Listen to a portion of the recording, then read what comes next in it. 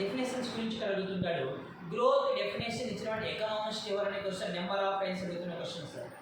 దాని తర్వాత తీసుకున్నప్పుడు ఎకనామిక్ సైన్సెస్లో నోబెల్ అవార్డును ఏ ఇయర్లో ఇంట్రడక్షన్ చేయడం జరిగినది?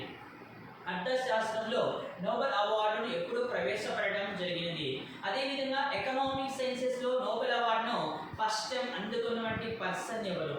తొలిసారిగా అర్థశాస్త్రంలో నోబెల్ అవార్డు అందుకున్నటువంటి ఫస్ట్ పర్సన్ ఎవరు? క్వశ్చన్ నెంబర్ ఆఫ్ టైమ్స్ అడుగుతూ క్వశ్చన్. అదేవిధంగా మరొక క్వశ్చన్, ఎకనామిక్ సైన్సెస్లో నోబెల్ అవార్డును ప్రొవైడ్ చేసినటువంటి ఆర్గనైజేషన్ లేదా బ్యాంక్ ఏది? అంటే అర్థశాస్త్రంలో నోబెల్ అవార్డును ఏ సంస్థ ప్రొవైడ్ చేస్తుంది? అదేవిధంగా ఎకనామిక్ సైన్సెస్లో నోబెల్ అవార్డు అందుకున్న first Indian, first Asian person ఎవరు? తొలి భారతీయుడు, తొలి ఆసియావాసి ఎవరు అనే క్వశ్చన్ కూడా నెంబర్ ఆఫ్ టైమ్స్ అడిగిన క్వశ్చన్ ఇస్తారు.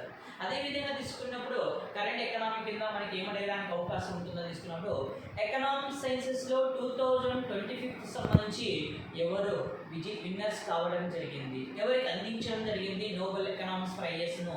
ఎవరికి అందించాలనే క్వశ్చన్ కరెంట్ డేటా కింద మనం చదవవలసి వస్తుంది.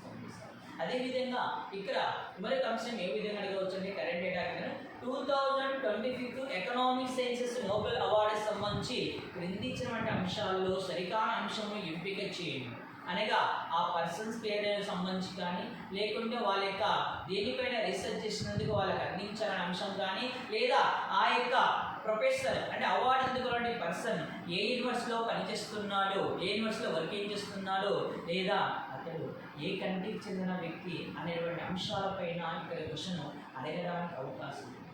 అడగడానికి లేదా మరొక విధంగా అడగవచ్చు. ఈ టాపిక్ పైన క్వశ్చన్స్ అడగడానికి ఏమున్నాయని తీసుకుంటే, ఈ యొక్క ఎకనామిక్స్ ఫాదర్స్ ఉన్నారు కదా, ఆ ఫాదర్స్ మ్యాథ్స్ ద ఫాలోయింగ్ కింద క్వశ్చన్స్ అడగడానికి అవకాశం ఉంది ఈ టాపిక్.